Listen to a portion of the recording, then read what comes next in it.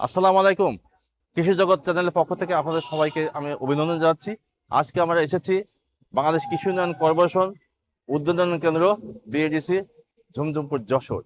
এখানে আমরা আজ কাঁঠাল গাছের কি কি পরিচর্যা করা যায়, এই শীত পরিচর্যা করলে ভালো ফলন পেতে পারি সেই বিষয়ে আমরা কথা বলবো।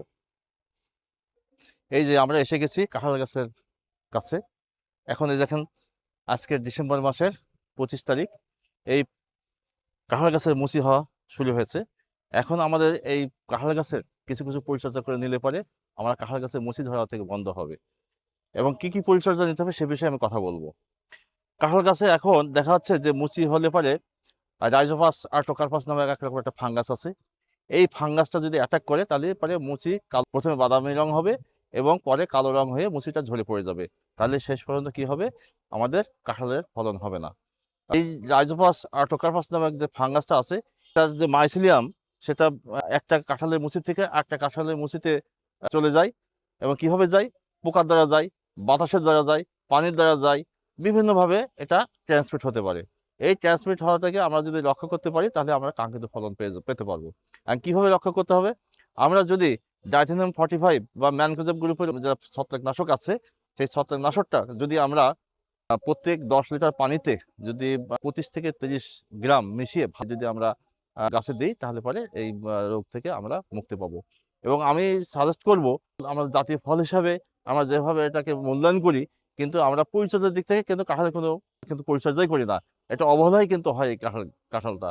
কিন্তু যদি একটু পরিচর্যা করি তাহলে আমরা যে ফলন হচ্ছে তার থেকে বেশি ফলন আমরা পেতে পারি।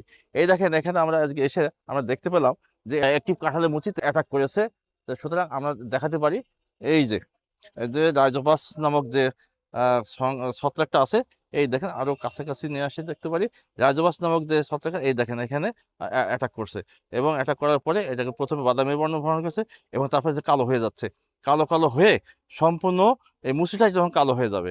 তা এখন যদি আমরা এটাকে যদি প্রতিরোধ করতে চাই তাহলে আমরা অবশ্যই ম্যানকোজেব গ্রুপের ওষুধটা ছিটে ছিটে দিতে হবে। এবং এর সাথে যেহেতু পোকামাকড় যারা ট্রান্সমিট করে, সেই জন্য যে কোনো একটা সাইফারমেথিন গ্রুপের ওষুধটা যদি একসাথে মিশিয়ে দিতে পারি, সেটা কি ডোজ হচ্ছে যে আমরা 10 লিটার পানিতে আমরা হচ্ছে প্রজেব দেবো 25 থেকে 30 ml, আর সাইফারমেথিন গ্রুপের দেবো 20 ml, দিয়ে একসাথে মিশিয়ে আমরা গাছে সম্পূর্ণ আমরা স্প্রে করে দেবো। তাছাড়া আমরা কিন্তু কাঁঠাল গাছে ব্যবহার করতে পারি। এটা তৈরি করতে কিন্তু কোনো রকম টাকা খরচ হবে না। আমরা আমাদের পরিবারে যে সমস্ত উচ্ছিষ্ট অংশ আছে, সেই উচ্ছিষ্ট অংশ থেকে কিন্তু আমরা জৈব টনিক তৈরি করতে পারি। কি কি লাগবে? এর উপকরণ হলো 1 নম্বরে পাকা কলার খোসা, 2 নম্বর হলো ডিমের খোসা, 3 নম্বর হলো এই যে নিমের পাতার রস, 4 নম্বর হলো কিছু গুড়। এখন কিভাবে তৈরি করবো পরে, তাহলে আমরা সেটা একটু আলোচনা করি। আমরা 10টা কলার খোসা নেব, 10টা ডিমের খোসা নেব, 50 গ্রাম গুড় নেব এবং 100 ml নিম পাতার রস নেব। এই 4টা উপাদান আমরা 1 লিটার পানির মধ্যে এটা ভিজিয়ে রাখবো। 1 লিটার পানির মধ্যে ভিজিয়ে রেখে 20 দিন এটা রেখে দেবো। 20 দিন রাখার পরে তারপরে আমরা ওটা সেকে নিয়ে ওটা 1 লিটার যে দ্রবণ পাওয়া যাবে, ওই 1 লিটার দ্রবণ থেকে আমরা 100 ml নেব। ওই 100 ml নিয়ে আমি 10 লিটার পানির সাথে মিশাবো, মিশিয়ে আমি এই গাছে স্প্রে করব। হয়ে গেল আমার অর্গানিক টনিক। এই সারটা অত্যন্ত গুরুত্বপূর্ণ এবং খুবই শক্তিশালী। এখানে পলাশ খোসায় রয়েছে পটাশিয়াম, যা আমার গাছের জন্য উপকার, আছে ক্যালসিয়াম, ম্যাগনেসিয়াম, গাছের জন্য উপকার করবে। তারপরে গুড়ের মধ্যে আছে সুক্রোজ আছে, যা গাছের যে খাদ্য উপাদান সরবরাহ করবে।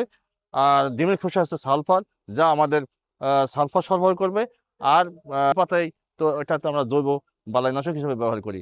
এইভাবে আমরা কিন্তু এইরকম অর্গানিক ফার্টিলাইজার ব্যবহার করে আমরা কাঁঠাল গাছের ফলন বৃদ্ধি করতে পারি।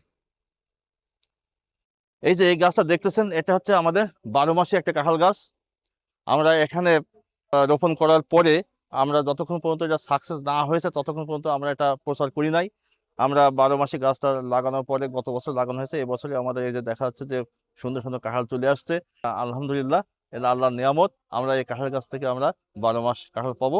এবং অসময়েও আমরা যারা কাঁঠাল প্রেমী আছি, যারা কাঁঠালের তরকারি খেতে পছন্দ করি, তারা আমরা এই 12 মাসি কাঁঠাল গাছ আমরা লাগাতে পারি। আমাদের এখানে 12 মাসি কাঁঠাল গাছ নিয়ে আমি কথা বললাম। এখন এই চারা কোথায় পাবেন? আপনারা সরাসরি বাংলাদেশ কৃষি উন্নয়ন কর্পোরেশন উদ্বোধন কেন্দ্র বিএডিসি ঝুমঝুমপুর যশোর চলে আসবেন। এই যে আমার সামনে যেগুলো দেখা হচ্ছে, এগুলো আমাদের এখান থেকে আমাদের মালির মাধ্যমে এই 12 মাসি কাঁঠালের চারা তৈরি করা হয়েছে। এবং আমরা এখানে সরকারের নির্ধারিত মূল্যে আপনারা এই কাঁঠালের চারাগুলো আপনারা পেয়ে যাবেন। পাশাপাশি আরও এখানে দেখা যাচ্ছে অনেক আমাদের চারা রয়েছে, আপনাদের পছন্দ মতো চারা আপনারা এখান থেকে নিতে পারবেন।